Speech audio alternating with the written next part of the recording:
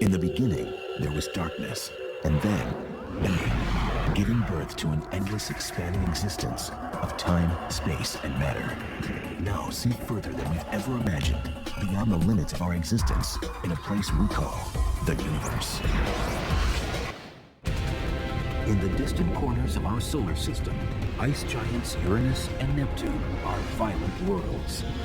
Blanketed with smoky hazes, these outer planets are frenzied, turbulent, and unpredictable. Neptune claims the fastest winds in our solar system.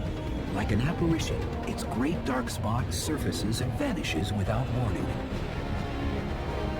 Uranus's inner swarm of moons dash around the planet in less than a day, and collisions are unavoidable. The most controversial of the far-off planets isn't even a planet anymore. So why was Pluto demoted? The man who killed Pluto makes his case as we explore the outer planets.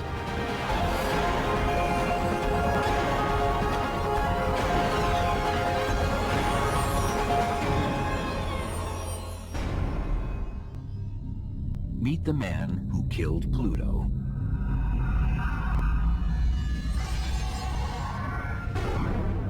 Pluto had it coming for a long time.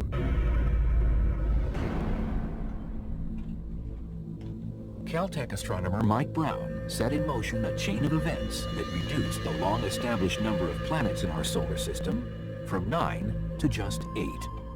Yet he feels no remorse. There was no way that Pluto could survive its status as the single lonely ice ball, but it was gonna fall, and it certainly fell.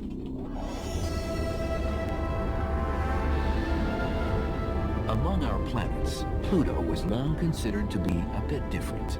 Much smaller than the rest, it has the largest moon in proportion to its own size. It also has the most inclined and eccentric orbit. Its orbit is sort of shaped like an egg. Pluto's orbit causes it to get significantly closer to the sun and then further away from the sun. This cosmic needle in a haystack eluded planet hunters for decades.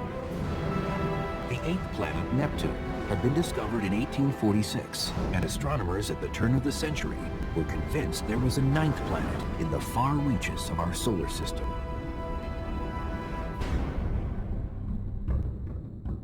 The search for Pluto was started by Percival Lowell at Lowell Observatory.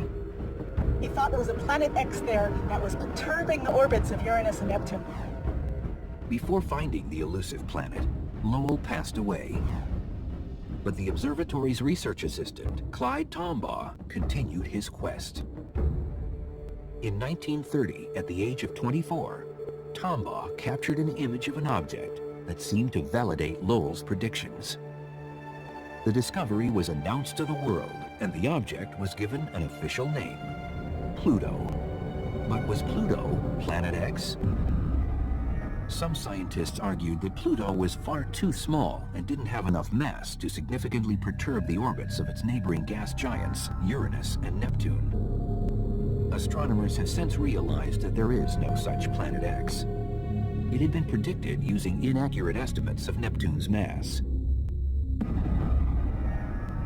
Even though Pluto wasn't Planet X, could it still be classified as a planet? The first term for planet just meant wanderer in the sky. It was the things that moved relative to the stars. So to the ancient Greeks, the moon was a planet, the sun was a planet, the earth was not. Of course, when we realized that the earth is actually going around the sun, and that the moon is going around the earth, the definition of planet changed again. Earth became a planet, the sun and the moon were taken away, and there were finally 6. And over time, Uranus was discovered, Neptune was discovered, so there were 7, there were 8. Although it later proved to be smaller than our moon, Pluto was originally thought to be as large as Mars. So Tombaugh's discovery was anointed as planet number 9. No one really thought much else about it, but it was a strange object. It was sort of this lonely oddball at the edge of the solar system, but nothing else to call it, so it's called a planet.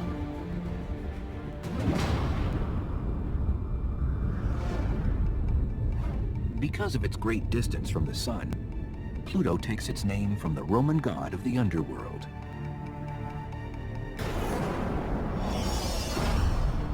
At its closest, Pluto is 2.7 billion miles from Earth. Its diameter is 1,485 miles, half the width of the United States. It takes 248 Earth years for Pluto to orbit the Sun. And a day on the planet is equivalent to about 6.5 Earth days. A 150-pound Earthling would weigh only 10 pounds on Pluto.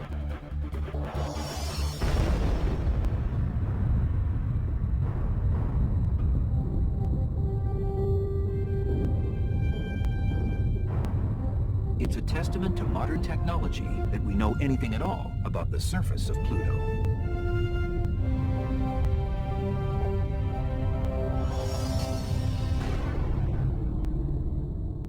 We can hardly see this thing. Even with the Hubble Space Telescope, we get maybe 4 pixels across, maybe 12 pixels total. But even with that, we see that parts of Pluto are as dark as coal, and parts of Pluto are as bright as snow. Even from afar, scientists can measure the composition of the planet. They believe that the bright areas of the surface are made up of 3 types of ice.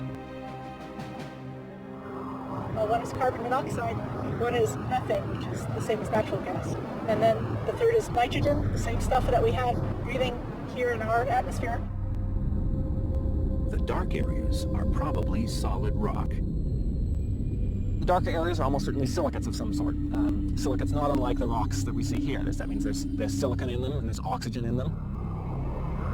We're up here in Rocky Mountain National Park in Colorado. There's some snow around, there's some rocks around. This is similar to what we're going to see on the surface of Pluto.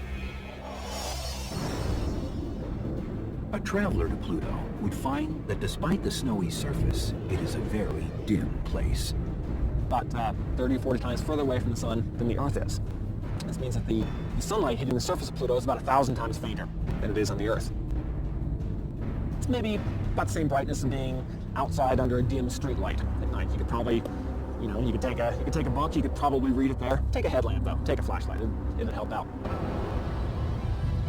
Its distance from the sun also makes Pluto one of the coldest places in the solar system, with a bone-chilling average temperature of minus 388 degrees Fahrenheit. And because of its small size and low density, gravity on Pluto's surface is far weaker than on Earth.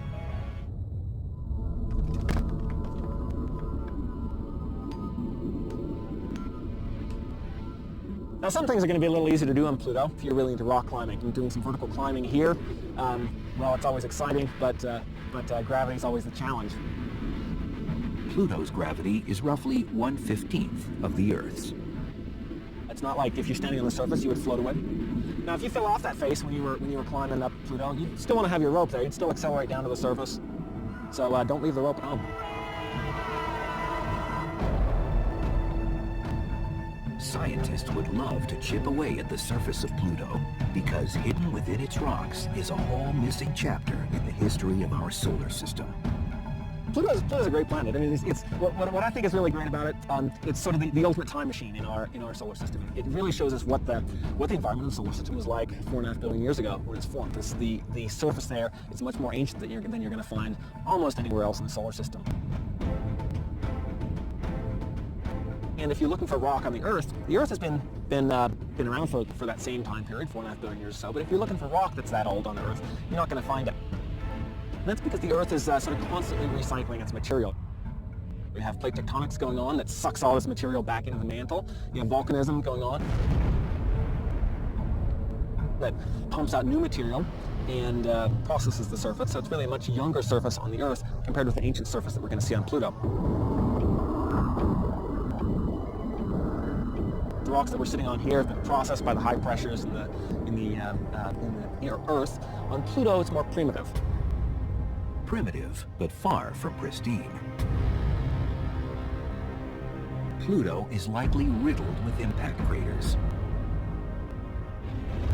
Impact craters are caused by asteroids or meteoroids impacting the surface. These are essentially pieces of the solar system that were never made into a planet. out of the surface of Pluto, you don't have an atmosphere, you don't have glaciers, you don't have winds, you don't have rain, you don't have erosion. And so the one dominant feature that you see on the surface is probably going to be a lot of impact craters. Pluto's pockmarked surface undergoes a transformation as it orbits near the Sun. Under the additional heat, some of the frozen gases evaporate to form a temporary atmosphere. As Pluto recedes from the Sun, the gases freeze again and fall back down to the surface.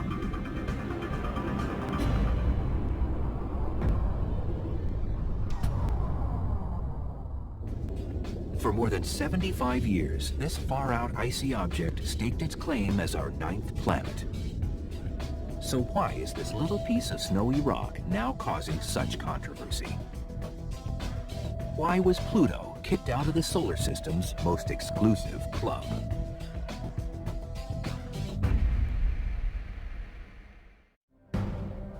It's a quiet office at the Caltech campus in Pasadena, California. And it was from here that Pluto's demise as a planet began. But astronomer Mike Brown was never looking to destroy a planet. Equipped with Palomar Observatory's 48-inch telescope, he was seeking out Pluto-sized worlds at the far reaches of our solar system. And in 2005, he found one, an object bigger than Pluto, with its own moon, both orbiting the Sun. When I first found this thing that's bigger than Pluto, I was looking through the images that the telescope had taken just before, and I found it on the screen. And did a very quick calculation, realized it was bigger than Pluto. And the very first thing I did was picked up the phone and called my wife and told her I just found a planet. Indeed, if Pluto was a planet, and for more than 70 years it had been, then why wouldn't Brown's new world be considered a planet too? I thought it was the 10th planet. For a long time, that's how I described it. It was a planet. And so I definitely felt like I had found the 10th planet. It's 5% bigger than Pluto. It's probably made out of the same materials on the inside, rock on the inside, ice on the outside, and a little thin layer of frost on the very outside that sometimes puffs up into an atmosphere and sometimes doesn't. Very similar to Pluto in that way. It has a moon that goes around it once every 16, 17 days. Pluto has a moon also, so it's, in many ways I like to think of it as almost as twins. This is just the twin that just ate a little bit more when it was a baby, got a little bigger. Brown considered naming his object Xena after TV's warrior princess, but eventually the name chosen was Eris, after the Greek goddess of discord. As it turned out, this name was entirely appropriate. The discovery kicked off a firestorm in the astronomical community.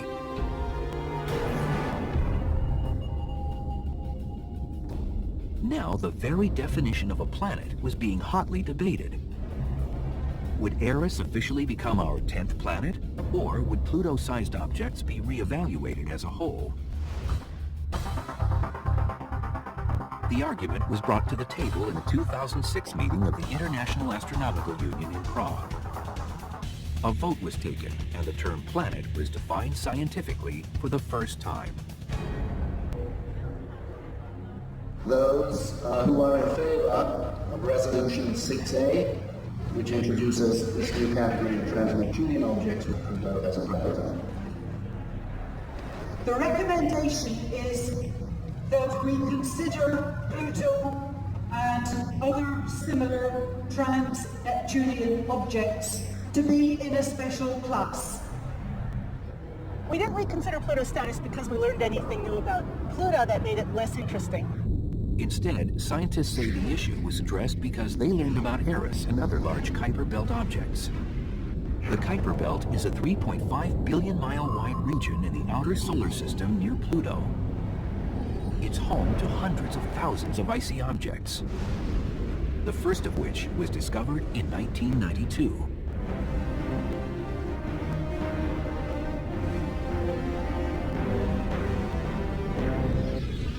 So historically, we've thought of the outer solar system where you've got Uranus and Neptune out there. There are these big gaseous planets, giant planets.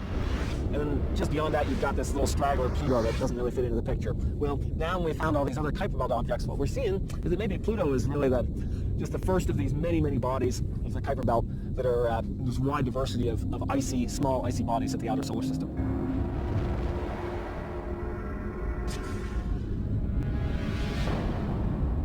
The result of the IAU vote stipulated that a planet is a spherical object that orbits the Sun and clears out the neighborhood around its orbital path. Since the area around Pluto is full of other Kuiper Belt objects, the new definition would leave Clyde Tombaugh's great icy discovery out in the cold.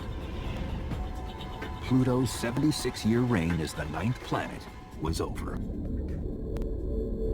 Our solar system would now officially consist of only 8 planets.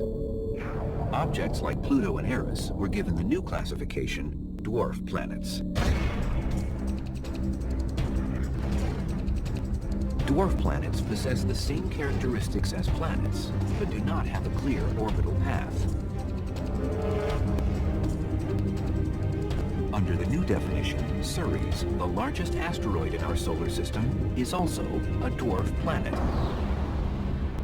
We have this new terminology because there's more things in the outer solar system than we used to think.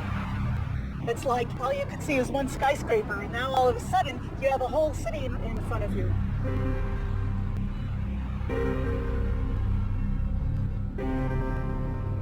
We have a whole city full of objects in the outer solar system now. The IAU vote was meant to settle the debate on what constitutes a planet, but many scientists refuse to accept the outcome. There are astronomers who want it to be a planet still, and they just keep ripping those scabs off whenever possible, and they want to keep it fresh. I believe Pluto is a planet. And I don't think the question of whether or not Pluto is a planet is really that important. Fundamentally, it's not a scientific question, it's a question of names. But in a way, in an odd way, it's become one of the highly visible subjects of planetary science. People always ask whether Pluto is a planet or not. There's not one easy dividing line. There's one not where you move from being a planet over here to being a planet over here to being not a planet over here. Just like there's no dividing line between a stone and a pebble. It's really more of a sociological question. It's a question of definitions of words rather than a question of science.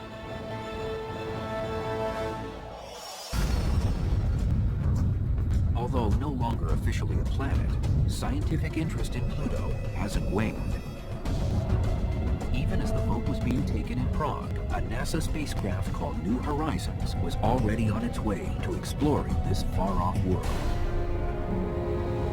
The New Horizons mission will be the first spacecraft ever to visit Pluto.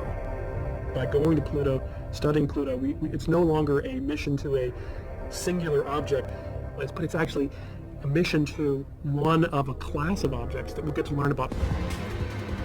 But New Horizons needs to travel at warp speed, or a valuable research opportunity to study Pluto's atmosphere will be lost for at least the next 200 years.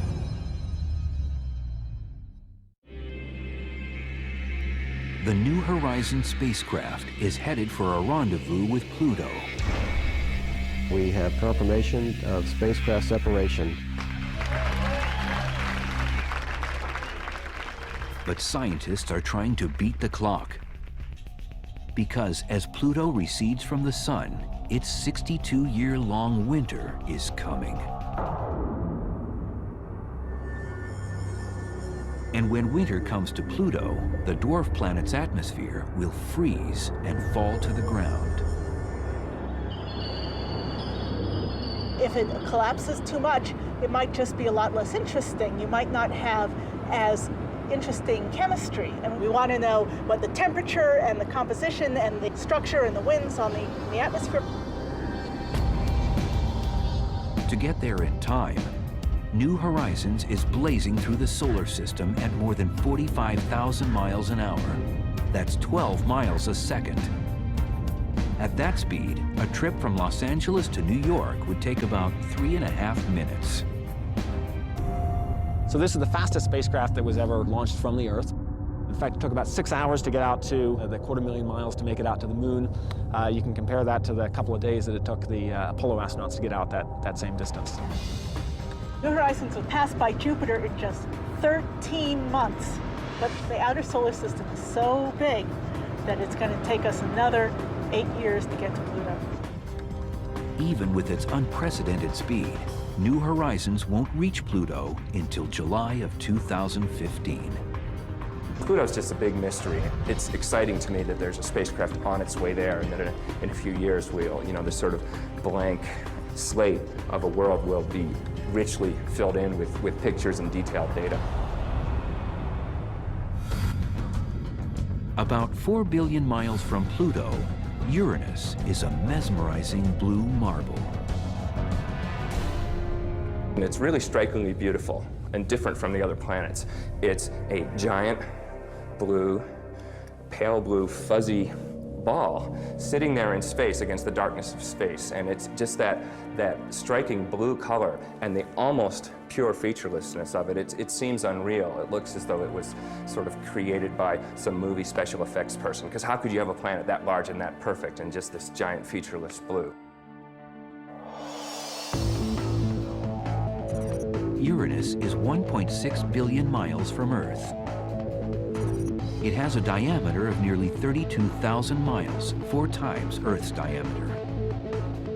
It takes 84 Earth years for Uranus to orbit the Sun. 1 day on Uranus is a little over 17 hours.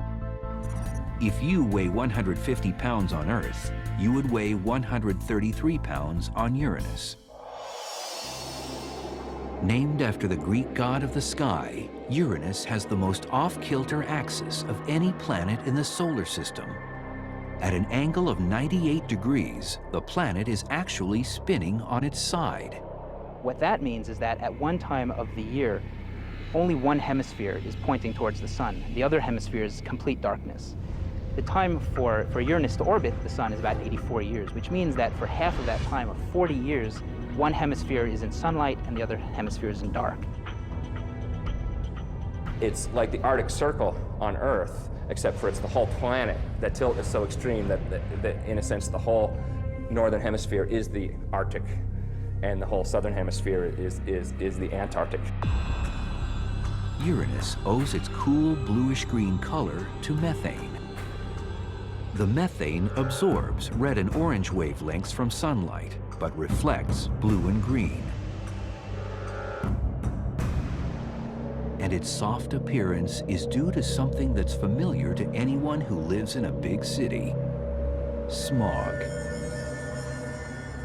In Southern California, we're used to smog, which is photochemically produced haze material, which gives this hazy appearance in the atmosphere. This is similar to the atmospheres of the 4 gas giants. In the outer planets, there's methane, which is natural gas. Sunlight converts it to complex particles as well, which forms a haze, which is the reason the planets don't have a very sharp, but have a fuzzy look to them. Scientists speculate that Uranus and its celestial neighbor Neptune formed the same way. As the early protoplanetary disk of gas and dust in our solar system settled, Jupiter and Saturn gathered up the most material and became the largest of the gas giants. As Jupiter and Saturn's orbits grew, they destabilized the planetary system as a whole. Dynamic interactions pushed Uranus and Neptune outward to the edge of the solar system at an accelerated rate, where they feasted on icy objects. They have a lot of that initial gas, but they also gathered a lot of icy material and some rocky material in their formation. So consequently, although they have this surrounding envelope of hydrogen and helium gas and some methane, some nitrogen, some other stuff, they also have a lot of icy material in the inside. These icy interiors have led some to call Uranus and Neptune the ice giants. But it's incorrect to imagine them as balls of solid ice that an astronaut could walk across. Well, if we dropped an astronaut or a probe towards the center of Uranus or Neptune, well, first of all, they'd be in a lot of trouble. There's really no solid surface that they could stand on. There may be a small rocky core at the center of these planets, but the pressure that they would be experiencing from the atmosphere overhead and this liquidy, icy region would crush them. It would be millions of times the pressure that we have from our own atmosphere, for example. So they would be flattened well before they ever reach the solid surface. While the other gas giants have wild weather patterns, Uranus seems to be relatively calm, and scientists think they know why. Uranus is unique among the gas giant planets in that it is the only one that doesn't have an internal heating source. Jupiter, Saturn, and Neptune all have heat coming from deep within the planet, and that helps drive the circulation, and it explains why we see a lot of the banded structure that we do on those other 3 planets. Uranus doesn't have this internal heating source. Uranus has another claim to fame, the way in which it was discovered by astronomer William Herschel in 1781. At the time, the only known planets were the 6 visible to the naked eye from Earth. But Herschel first laid eyes on Uranus through a telescope. Herschel was an amateur astronomer, professional musician, and an optician, so he had the knowledge and ability to generate the best telescopes in the world at the time. The discovery of Uranus was incredibly significant in the history of humanity because it was the first planet discovered by telescope, the first planet that the ancients didn't know about. In 1977, NASA's Kuiper Airborne Observatory made another exciting discovery when astronomers aimed their telescope at Uranus. They were planning to watch a fairly common astronomical event, the passage of the planet in front of a star. But as Uranus closed in, the star suddenly winked. In fact, it seemed to flicker on and off 5 times as it neared the planet, and then several more times as it emerged on the other side. What was the cause of this strange phenomenon? The flickering star was actually passing behind 5 planetary rings, features that had only previously been seen on Saturn. Subsequent observations from the ground, and then the Voyager spacecraft, confirmed the ring's existence. And observations made in 2005 from the Hubble Space Telescope found a second set of rings orbiting almost twice as far away from the planet as the previously known rings. Unlike Saturn's thick icy rings, Uranus's are dim and thin, comprised of dark, rocky dust. Some of Uranus's dusty rings were likely formed by the impact of a meteor or a comet with one of the planet's 27 moons. The inner rings could be the result of collisions between the moons themselves, especially the 13 that orbit in the planet's kinetic inner swarm. There are a lot of inner moons around Uranus, moons that are very small and close to the planet. They tend to have very fast orbits on the order of maybe a day. Other moons zip around Uranus in just 12 hours. By comparison, our moon circles a planet 4 times as small and takes 28 days to do it. With Uranus's moons speeding around the planet like race cars, it's only a matter of time before 2 of them end up in another cosmic collision.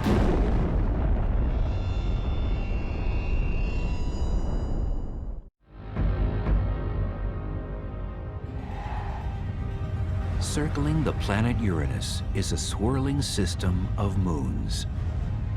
Even within the last decade, substantial changes have been detected in their unruly orbits. Scientists believe it's only a matter of time before 2 of them cross paths. We can be very certain that in a period of a million or a few million years, that some of them will collide with each other. I'm thinking particularly of Cupid and Belinda, which are 2 small moons that happen to be orbiting very close to each other. Traveling at just a few hundred miles apart, scientists expect that at some point, these moons, due to gravitational forces that they impart upon each other, will eventually collide and rip each other apart.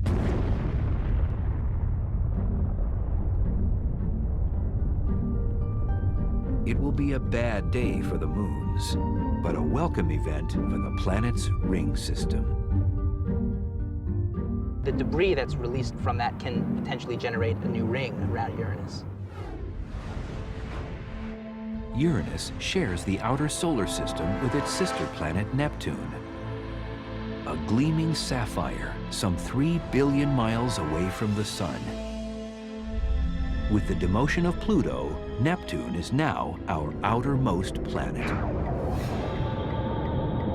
Neptune takes its name from the Roman god of the seas.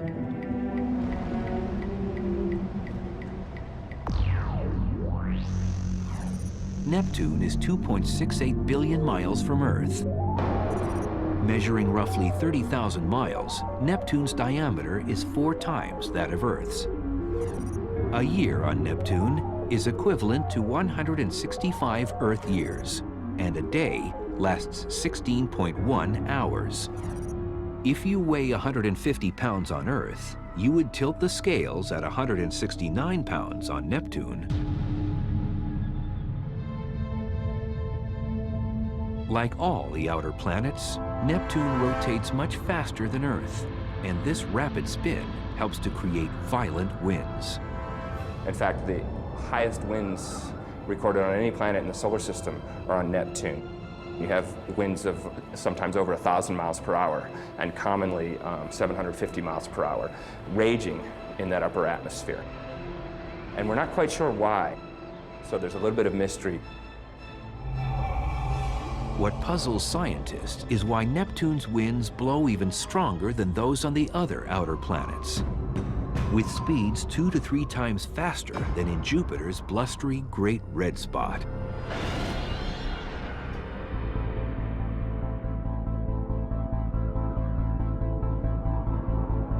JPL researcher Michael Mishna studies what drives weather on other planets. He's intrigued by Neptune's mysteriously strong winds. If we were to put one of these windmills up on Neptune, depending on the altitude that we put it, we would either see motion similar to what we see now, or if we were to place it at the altitudes in which the winds are going 1,000 miles an hour, we actually might not see very much motion at all. And that's because the atmosphere is so thin that there's just not enough oomph and not enough force from that wind to actually turn the propellers of the turbine. So you might not actually see any motion at all. On Earth, we see high pressure and low pressure systems if we look at weather maps, and the same to an extent can be seen on the outer planets. We can't exactly identify a big H in this location or a big L in this location. But there are generally regions that are warmer and have higher pressure than other areas which are colder and may have lower pressure, and that generates the winds that blow from high to low. A key factor in the creation of wind is an energy source to heat the air. On Earth, the sun provides this energy. But the windswept planet Neptune is 30 times farther from the sun than Earth, and it gets only about 1/900th as much solar energy. It's simply not enough to power Neptune's colossal winds. Scientists believe that Neptune gets its additional power from within. Measurements taken by Voyager 2 showed that Neptune radiates twice as much heat from its interior as it gets from the sun. The highest ratio of heat outflow to inflow of any planet in the solar system. Neptune has a relatively large amount of internal heating, which is coming from radioactive decay of materials inside and chemical processes that are occurring, and that releases a lot of heat from the inside. Just why the interior of Neptune generates so much heat remains a mystery. It's led some to speculate that the planet is still in the process of forming, and the infalling gases are releasing heat as they are compacted by gravity. This internal heat source could also explain the convection of gases in Neptune's atmosphere that leads to fascinating cloud patterns. There are many bright white clouds that appear in the atmosphere. There are different regions of very bright and dark banding on the surface, so we'd be able to distinguish different latitudes by the brightness of the bands.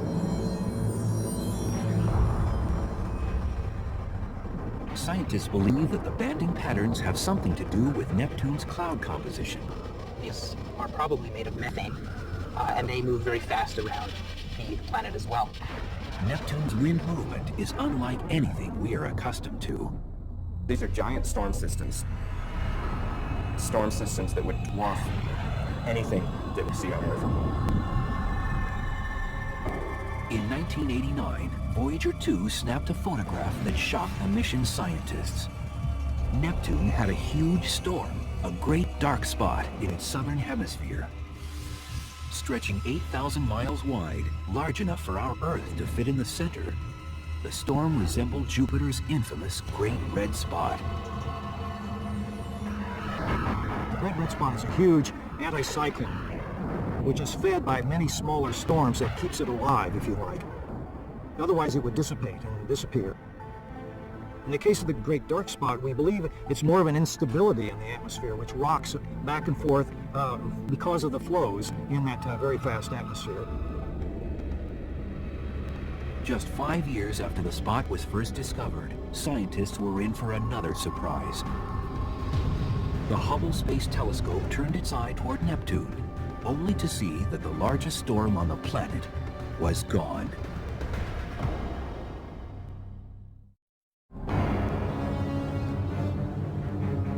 What happened to Neptune's Great Dark Spot? Within a span of 5 years, the largest storm on the planet simply vanished from the southern hemisphere.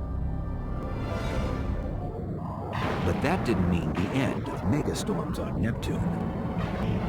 Astronomers using the Hubble Space Telescope observed that a new Great Dark Spot had appeared. But this time, in the planet's northern hemisphere. It seems that on Neptune, the storm systems that manifest as these big spots you can see with a spacecraft or a telescope, they sort of come and go on shorter time scales than, say, the Great Red Spot on Jupiter, which has been there for hundreds of years. Not only are these storm systems transient, they're also eccentric. Scientists observed that the size of the Great Dark Spot oscillated by several thousand square miles within a span of just 8 days. The disappearance and reappearance and overall erratic movement make Neptune's storm systems some of the most unpredictable in the solar system. Similar to its outer planet neighbors, Neptune has a complex system of moons. 13 have been discovered so far.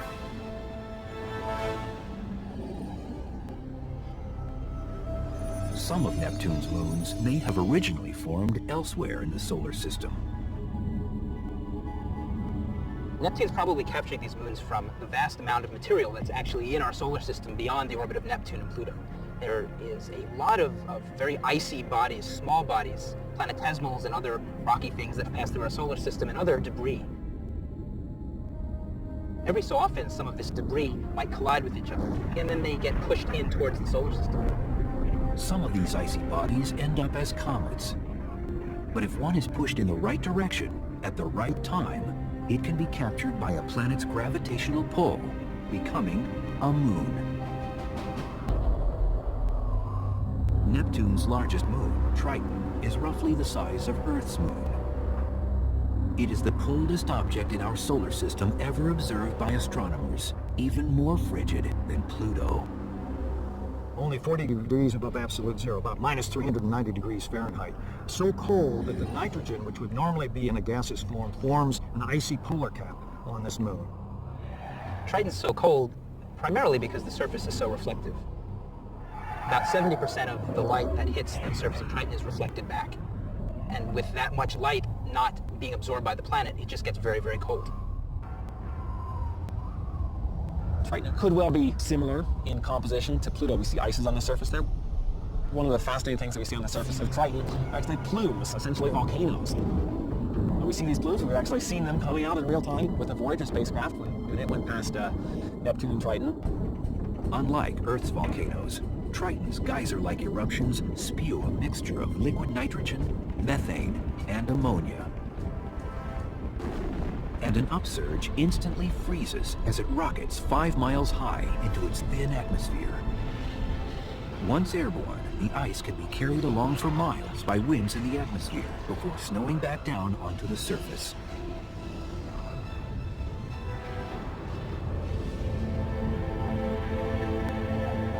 Geological activity on Triton makes scientists wonder if there's water, perhaps being heated under Triton's icy exterior. And as the theory goes, where there's water, life could be present. If that's the case, Neptune's largest moon could be home to one of the biggest discoveries of all time.